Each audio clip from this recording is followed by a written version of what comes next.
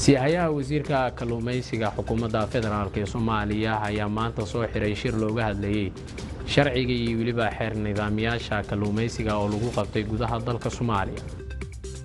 Munaasabad lagu soo bandhigayay shaybaarka coronavirus oo bixinaya shahaadada caafimaadka ee dadka soo galaya gudaha dalka iyo waliba kuwa ka baxaya ayaa lagu qabtay magaalada Muqdisho.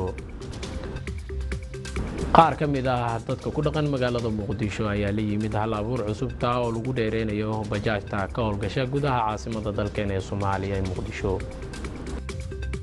akhbaaraadka dibaddana waxaa ka mid ah shirweynaha xisbiga dimuqraadiga ee dalka Mareykanka oo xalay furmay.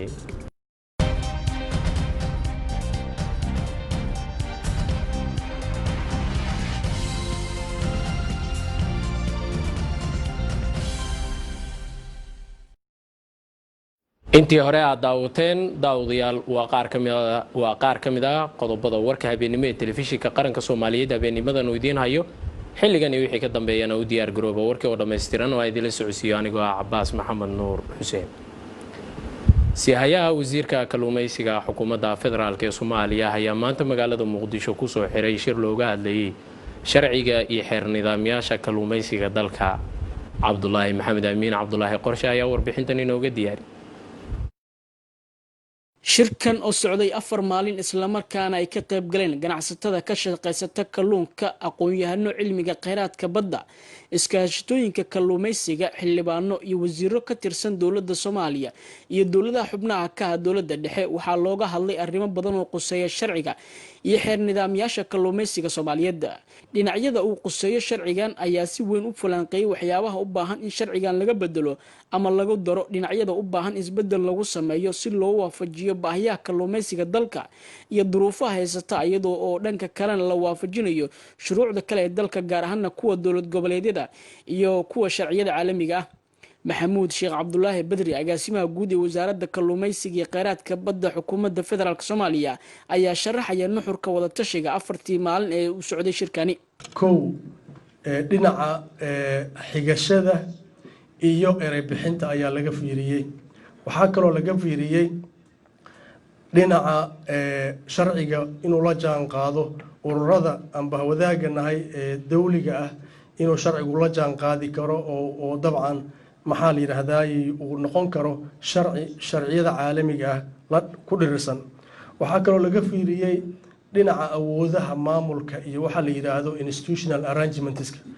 meelahaas ayaa laga eegay, kadibna gaabiska markii la soo bixiyay waxaa la isla gartay in sharcigii hore noogu jiray oo ka koobnaa 8 qaybood iyo 44 qodob uu jiro gaabis laab ah oo aad u xoog badan.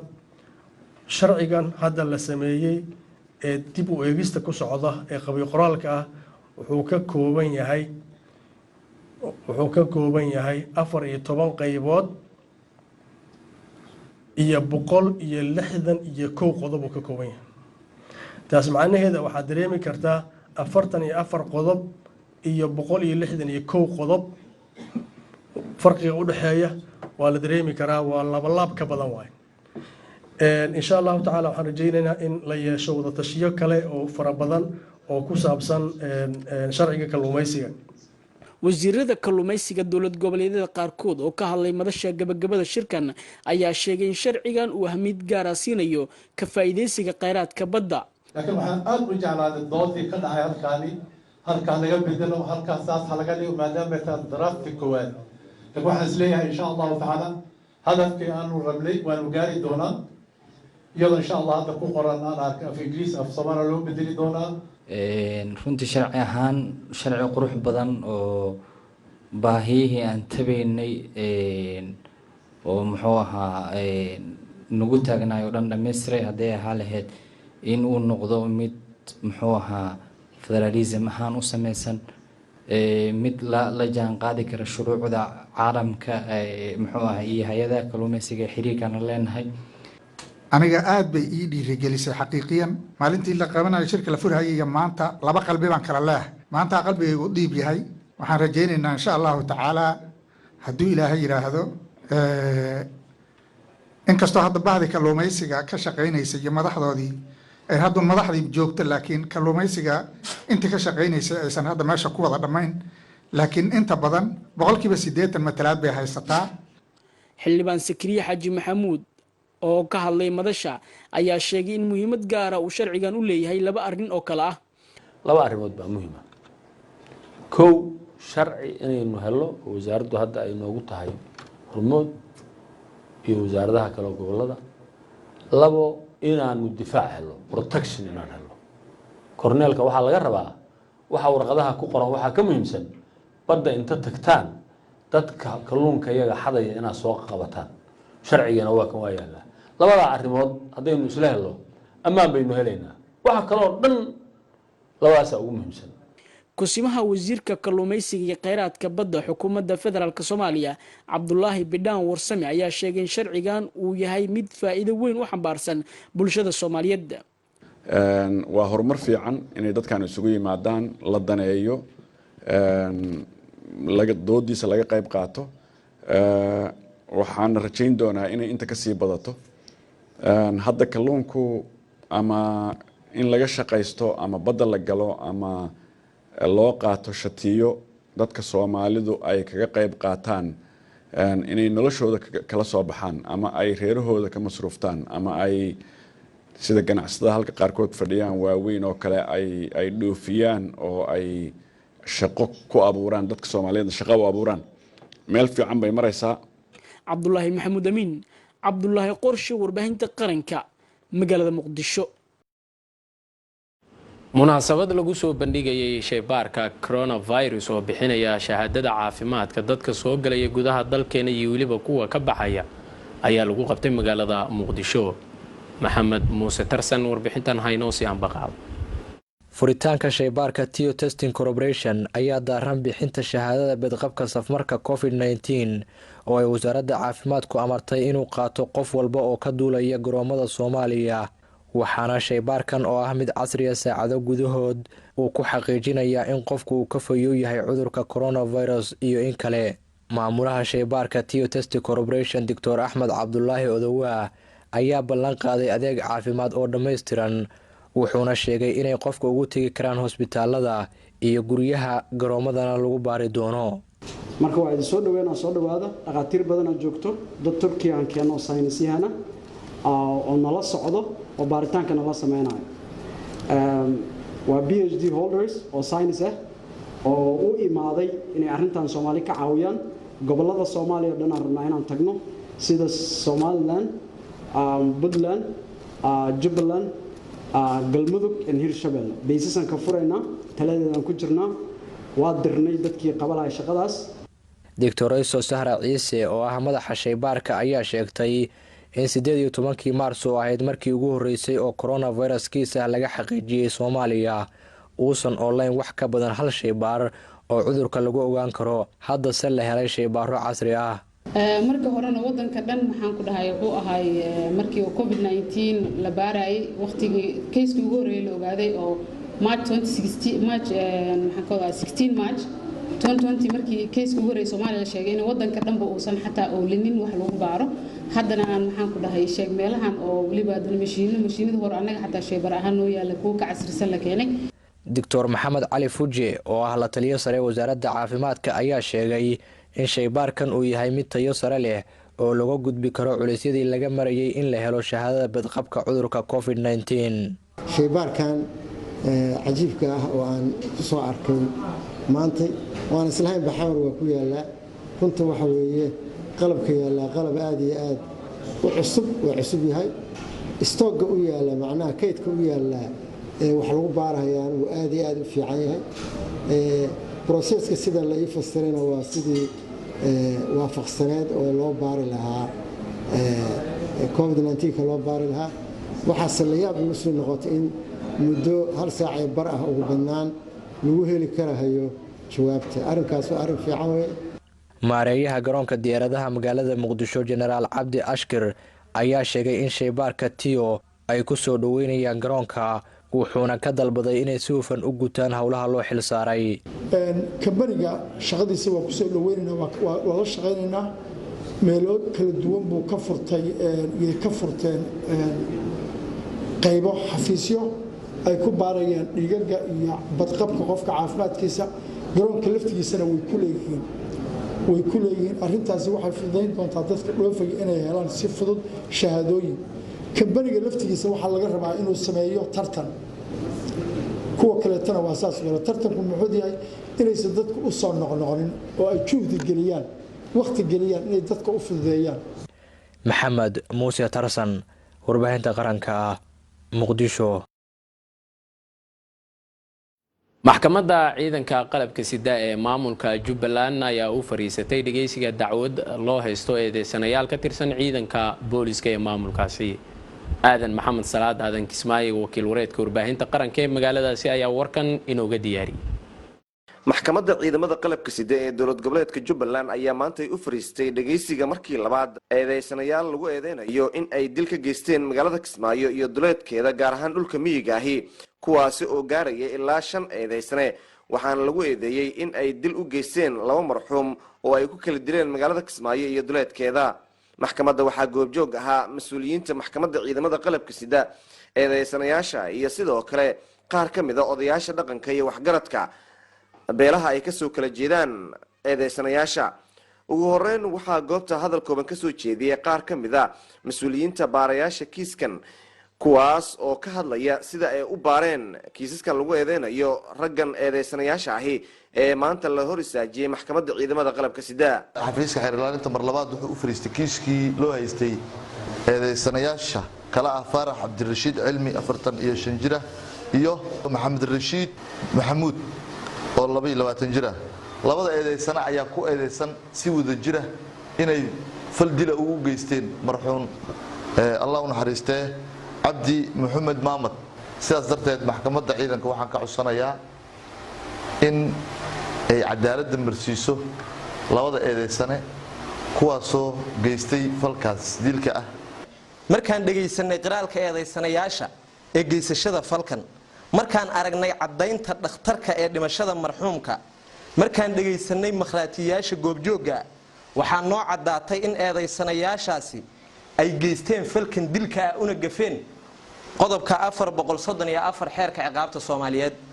dood dheer kadib ayaa waxaa markaasi goobta hadal kooban ka soo jeediyay Aadan Bahdoon Ibrahim oo ah qareenka u doodaya 5 eedeysane ee lagu eedeynayo in ay dil ka geysteen magaalada Kismaayo kuwaas oo kamid ah ciidamada booliska iyo kuwa daraawiishta ee dowlad goboleedka Jubbaland. okay warqadda dhimashada waa keenteen laakiin dhimashada sawirkeeda ma wato maqooriyaadkii buu dhintay maqooriyaadkii buu dhintay maharaantii buu dhintay sawir baa laga waa warqadda dhimashada ku qoray maxaa ku dhintay marka ma jiro wuxuu sheegay xeraaliyo inay qirteen anagu qiraal maxkamadda hor taagana qiraal kama aan maqalnay ka hadda marxuumka inta xaqiisa inuu helo waay eedeysanahan xaqiisa inuu helo waay maxkamaddu marka waxa ka codsanaa inay kiiska dib u dhigto cadayna ay la yimaadaan. Bashiir Maxamuud Xareed gudoomiye ku-xigeenka maxkamadda ciidamada qalabka sida ayaa gabagabadii ka hadlay go'aanka maxkamadda. dhageysiga labaad ee maxkamadda oo ku eedeysan jirdil u geysteen una geeriyooday marxuum Nuur Maxamed Cabdille taariikhda markay ahayd 2010 maxkamaddu waxay faratay xeeraalinta inay keento markhaatiyaal dhammaystiran fadhiga dambe maxkamadda taariikh 22 lamana keenin saaka markhaatiyaal ku filan maxkamadda aad baad u mahadsantihiin. maxkamadda ciidamada qalabka sida ee dowlad goboleedka Jubbaland ayaa maalmihii u dambeeyay waday dhageysiga dacwado ka dhan ah rag lagu eedeynayo in ay dil ka geysteen magaalada Kismaayo iyo sidoo kale dhulka miyiga ah ee gobolka Jubbada Hoose kuwaas oo markaa la tilmaamay in ay dad rayida ay ku dileen magaalada gudaheeda iyo sidoo kale duleedkeeda iyadoona haatan maxkamadda ciidamada qalabka sida ee Jubbaland la filayo in dhawaan ay go'aan ka gaarto ama ay xukun ku fuliso ragga lagu eedeynayo in ay geysteen falal dil ah. Aadan Maxamed Salaad raadiyaha telefishinka qaranka magaalada Kismaayo. qaar ka mid ah wasiirada ka tirsan xukuumadda federaalka ee Soomaaliya oo dhawaanahanba ku sugnaa magaalada Garbahaare ee xarunta gobolka Gedo ayaa waxa ay dhagax dhigeen goob waxbarasho oo halkaasi ku taala iyagoo sidoo kale kormeer ku sameeyay ceel biyood halkaasi ku yaala oo dadku deegaanku ay aad biyaha uga isticmaalaan. wariyaheenna Maxamed Nuur Shariifka oo halkaasi ku sugan ayaa warkan inoo soo diray. mas-uuliyiintan ka socday dowladda federaalk soomaaliya ayaa gaaray degmada doolow ee gobolka gado iyadoo halkaasina ay kula kulmeen shacabka deegaankaasi iyo maamulka degmada. wasiir ku-xigeenka wasaaradda tamarta iyo kheyraadka biyaha xukuumadda federaalk soomaaliya cismaan libaax ibraahim iyo wasiiru dowlaha wasaaradda waxbarashada xukuumadda federaalk soomaaliya cabdiraxmaan maxamuud cabdulle ayaa dhagax dhigay dhul loogu talagalay in dadka deegaankaasi looga dhiso dugsi sare. waxayna sheegeen in 2 sano ee lasoo dhaafay ay wasaaradda waxbarashada waday horumarin waxbarashada gobolada dalka, qorshahana ugu jiro sidii ceelwaaq iyo degmada luuq ay dugsiyo waxbarasho uga dhisi lahaayeen. waxaan u imaanay waxay ahayd in maanta iskuuladaas uu sheegay wasiirka la dhagax dhigo Garbaharey, Doolow iyo Balaxaaw. waxaana qorshaha noogu sii jiray ceelwaaq iyo luuq hadduu Ilaah yiraahdo. runtii 2 sano u dambeysay waxaan dardargelinay waxbarashada gobolada iyo caasimadaha gobolada. sidaa la socotaana dalkan wuxuu u baahan yahay in waxbarashada la xoojiyo si loo soo saaro ubad wadaniyiina mustaqbalka dalkana wax ka tari kara. sida uu wasiirka maanta u sheegay imtixaanaadkii sanadkii hore iyo sanadkii ka horeeyeyba waxa ugu buundo fiicnaa xagga baasidda iyo qaabka waxa ugu fiicnaa gobolka Gadaaleyre dhammaan dalka markii la soo tirkoobay. runtii sababtaas ayaa keentay in degmooyinka Baardheere iyo Garbaharey iyo Luuq iyo Dool iskoolo kala la siisiyo, waayo dad runtii ka fog way caasimadda ka fog way degan way xuduudaha degan way runtii awalna aanan wax loo qabanin. dhinaca kale wasiir ku-xigeenka wasaaradda tamarta iyo kheyraadka biyaha xukuumadda federaalk soomaaliya cismaan libaax ibraahim ayaa kormeer ku tagay ceelka biyaha siiya degmada Garbaharey oo aan shaqaynayn. maamulka ceelkaasi ayuuna warbixin ka dhageystay. wasiir ku-xigeen cismaan libaax ibraahim ayaa sheegay in wax ay ka qaban doonaan ceelkan islamarkaana madaxda dalka uu la kaashan doono sidii ceelkaasi biyaha siiya dadka Garbaharey loo samayn lahaa. in badan ayaa noo sheegtay arrintan warbixin badan waa ka soo gudbisay dhalinyarada oo meeshaan samaysay oo ceelkan kharash badan iyo lacag badan geliyeen. waxa waaye inta ka hor muqdisho yimaadeen madaxweynahan ula tagay lacagay soo qorshaysteen oo baahida ceelkan ay tahay. warqadaasi madaxweynaha ay hortaallaa. haddana waxa waaye markaan inta aan ka baxno madaxweynaha waa ugu celinayna baahida ceelkan waa wadahayna annagoo xildhibaana isla soona ayaan gudbinaynaa. waa ogahay magaaladan magaalo ballaaran ay noqotay. ciidankii Amazon ciidankii xoogga dalka dhammaantoodii waxay cabayaan ceelkan ay cabayaan iyo dadkii shacabka. marka dhib baa ka taagan. hataa qoladii ceelka lahayd naftirkooda lacagama helaan. ciidanka iyo Amazon way cabaan lacagna lama siiyo. marka ceelka ma socon karo. dhibka magaaladan kaliya ay qabto waxa waaye biyaheeda biyo dhanaan waa la maceeyaa. maxamed nuur maxamed shariifka warbaahinta qaranka muqdisho.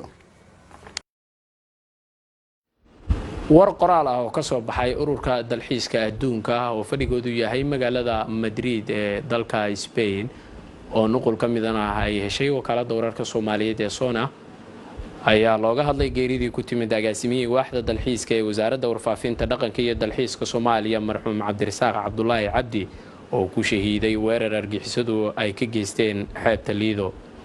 waxay uga tacsiyadeeyeen mas'uuliyiinta wasaaradda ehelada dhammaan ummadda Soomaaliyeed uu ka baxay marxuum Cabdirasaaq. dalxiisku waa qayb muhiim ah malaayiin dad ah oo noloshooduna ku maareeya oo isla markaana ku tiirsan. weerarada noocan oo kaliya ma ahan mid xadgudub ku ah amaba ka dhan ah sharafta iyo karaamada aadanaha, balse sidoo kale waa faldambiyeed ka dhan ah dhaqaalaha, taasi oo ka imaanaysa burburinta hantida dadweynaha iyo dhismayaasha. wasiir ku-xigeenka wasaaradda warfaafinta xildhibaan aadan isaaq cali iyo wafdi uu hogaaminayo ayaa qayb ka ahaa aaska marxuum Cabdirasaaq. waxa uuna sidoo kale ay ka wada qayb galeen shir maalgashi ah oo dalka dibaddiisa ah lagu qabtay ayaa lagu yiri qoraal ka soo baxay ururka dalxiiska adduunka ee qaramada midoobay. ururkan ayaa sheegay in wada shaqayn fiican ay la lahaayeen waaxda dalxiiska Soomaaliya iyagoo muujiyay muhiimadda ay leedahay in halkaasi laga sii ambaqaado. waxayna u rajeeyeen dadka Soomaaliyeed ee isbitaalada ku jira inay dhaqsi u bogsoodaan. qaar ka mid ah mas'uuliyiin ka tirsan maamulka Hirshabeelle ayaa ka qayb galay aaska wasiirkii hore ee xanaanada oo wasiirkii hore ee beeraha ee maamulkaasi sida uu ku soo waramayo wariyeena cabdiraxmaan xuseen cumar cabdiraxmaan wadani. allah u naxariistay waxaa magaalada jowhar ee gobolka shabeellaha dhexe lagu aasay wasiirkii wasaaradda beeraha iyo waraabka dowlad goboleedka hirshabelle xildhibaan cabdiqaadir abuukar karaani kaasoo kooxo hubeysan habeennimadii xalay ay ku dileen gudaha magaalada jowhar aaska marxuumka ayaa waxaa kasoo qayb galay qaar ka mid ah bulshada ku nool magaalada jowhar ehelada marxuumka iyo mas-uuliyiin ka tirsan dowlad goboleedka hirshabelle aaska marxuumka kadib ayaa warbaahinta waxaa la hadlay qaar ka mid ah dadkii kasoo qayb galay bismillaah inna lillahi wa inna ilayhi raajicuun inna lillahi wa inna ilayhi raajicuun inna lillahi wa inna ilayhi raajicuun maanta tacsiye xanuun badan baa maanta dhacday wasiirkii beeraha iyo waraabka hirshabelle bismillaahi raxmaani raxiim inna lillahi wa inna ilayhi raajicuun ehelkii iyo cidihii qaraabadii afka geeridoodii sabar iyo iimaan inuu ilaahay siiyo isbuucan waxaan umaleynaa isbuucan gudihiisa loo magacaabay wasiirka beeraha iyo waraabka dowladda hirshabelle xalayna gacan ku xaq daran ayaa ku dishay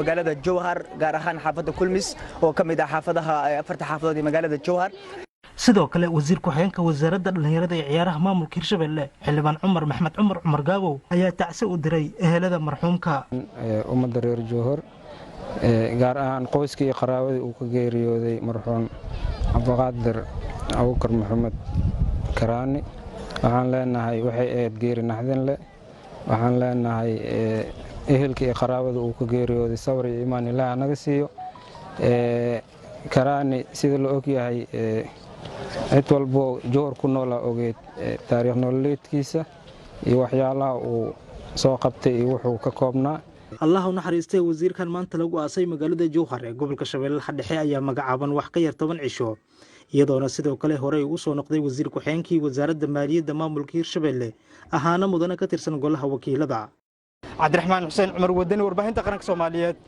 magaalada jowhar wasaaradda maareynta iyo musiibooyinka iyo weliba gargaarka xukuumadda federaalk ee Soomaaliya ayaa agab loogu talagalay ka digista halis wadareedka waxa ay ku wareejisay maamul goboleedka Puntland si hayaha wasiir ku-xigeenka wasaaradda gargaarka iyo maareynta musiibooyinka Cabdirashiid Xuseen Maxamed oo la hadlay warbaahinta qaranka ayaa ku wareejiyay agabkaasi hay'adda duulista iyo hay'adda maareynta iyo musiibooyinka ee maamulkaasi Puntland wada soconno taariikhdu markay ahayd 20kii bishii 7 2020 waxaan ka daahfurnay magaalada Muqdisho xarunta ka digista halis wadareedka inta joognaa Garowe waxaan u nimi anagoo daadejinayna maamulka idaariga ah baan waxaan u nimi hay'adda inaan soo gaarsiino qalabkaas iskugu jira kombiyuutarro iyo miisas iyo kuraas iyo dhalooyin waaweyn oo laga eego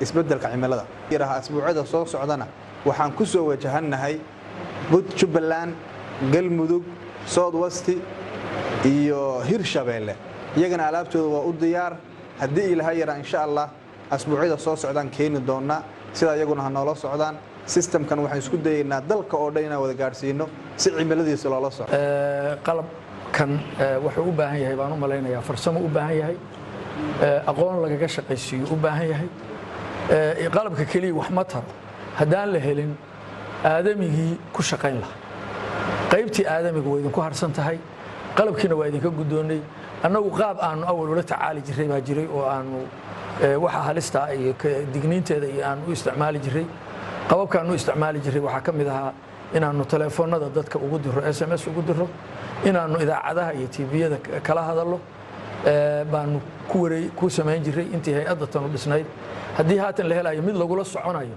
kula socoshada lafkeedii cimilada lagula socon lahaa iyo halbeegeedii iyadana waxay u baahan tahay tababaradeedii iyo qalabkeedii intaba marka waxaan rajaynaynaa inaan wax weyn bay naga saacidi doonaan xagga qalab qaar ka mid ah bulshada ku dhaqan magaalada Muqdisho ayaa la yimid hal abuur cusub oo lagu dheereynayo mootooyinka bajaajka ee ka howlgala magaalada Muqdisho wariyeena Mukhtaar Cabdicasiis Timcade ayaa warkan si aan baqaadaya intay tuuri lahaayeen waxaan aga dhignay marka inay maaragtay loo dayactiro loo habeeyo sidii si ka wanaagsan in loo sameeyo arintaas ay ugu dhalin halkan waa garaash dib loogu farsameeyo mootooyinka hal abuurka dheereynta ama 3 kursi loo yeelo mooto bajaajta ayaa wax ku cusub indhaha Soomaalida tan iyo markii dalka la soo geliyay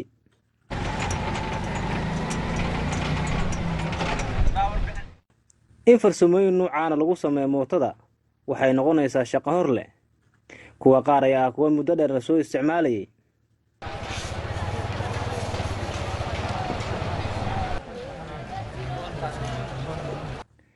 dadka ku xamaasha mootobajaajta ayaa u arka farsamaynta mootooyinka inay tahay hal abuur bilow ah.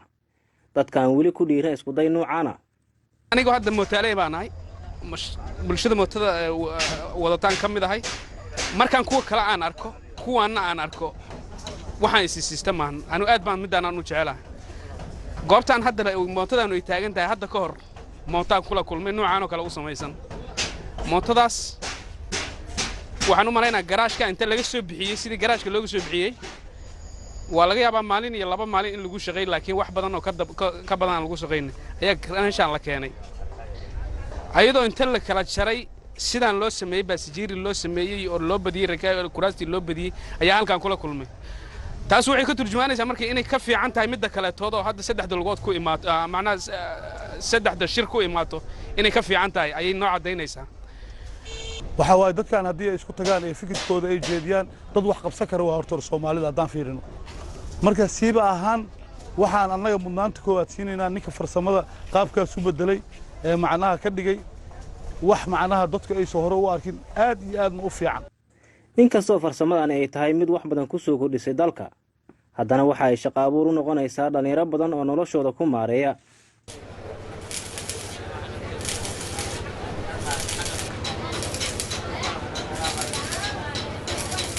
bilowgii hal abuurkan tijaabada ah ee ballaarinta mootobajaajta waxaa markii hore uu ku qaadan jiray muddo 30 cisho ah balse hadda waxa ay ku sameeyeen 15 cisho taasoo ay u bilaabeen baahiyo jira awgood.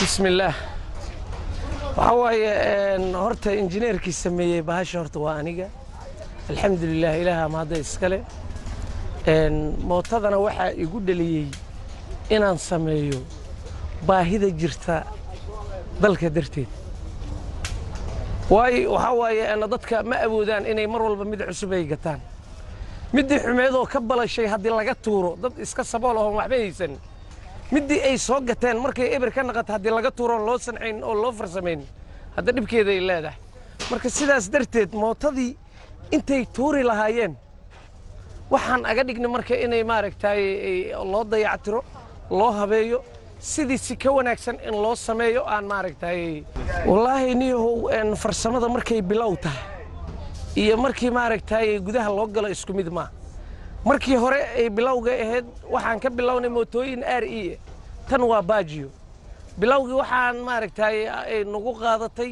ilaa iyo 30 cisho hadda midda maaragtay wixii ka dambeeyayna 15 cisho faatay ku noqonaysaa insha Allah. mukhtaar cabdicaziis macad warbaahinta qaranka muqdisho. halka warkan aad ka daawanaysaan waa xarunta dhexe ee telefishinka qaranka Soomaaliyeed ku leeyahay magaalada Muqdisho. iminkana akhbaaraadka dibadda shirweynaha xisbiga dimuqraadiga dalka Mareykanka ayaa habeennimadii xalay ahaa waxa uu noqday midkii ugu horeeyay ee furmay isla markaana ay khadka internetka ku wada kulmi doonaan xubnihiisa kala duwan. habeenkii xalay ahaa waxaa bilowday shirweynaha xisbiga dimuqraadiga ee dalka Mareykanka sanadkan ayaanan dadku hal meel isugu imaan doonin iyadoo dhinaca internetka lagu wada xiriiri doono. xalay oo ahaa habeenkii ugu horeeyay 4 habeen oo uu shirweynuhu soconayay ayaa waxaa masraxa wadaagay dad ay ugu cadcad yihiin gudoomiyihii hore ee gobolka Ohio kana tirsan xisbiga jamhuuriga oo isagu taageeray Joe Biden. tartamaha matalaya xisbiga dimuqraadiga lana tartami doona madaxweynaha dalka Mareykanka ee xilligan talada haya Donald Trump, Michelle Obama oo ah marwada madaxweynihii hore ee Mareykanka Barack Obama iyo Bernie Sanders oo ah ninkii la tartami lahaa amaba ninkii tartanka kama dambaysta ah ay isugu soo hareen Joe Biden oo isreereebka xisbiga dimuqraadiga. dhinaca kale madaxweynaha dalka Mareykanka ee xilligan talada haya Donald Trump ayaa shalay kulamo dhowr ah ku qabtay magaalooyinka ugu waaweyn ee dalkaasi Mareykanka. daawadayaal warkii habeenimo ayaa intaasi ku dhan oo aan idin la socodsiinaya anigoo Cabbaas Maxamed Nuur Xuseen ah. warkan warkii xigay intaan ku kulmi doono dhammaanteen inta igala qayb gashayba waxaan idinkaga tegaynaa ismaqal aragti dambe oo xiiso leh hadduu Alla qadaro.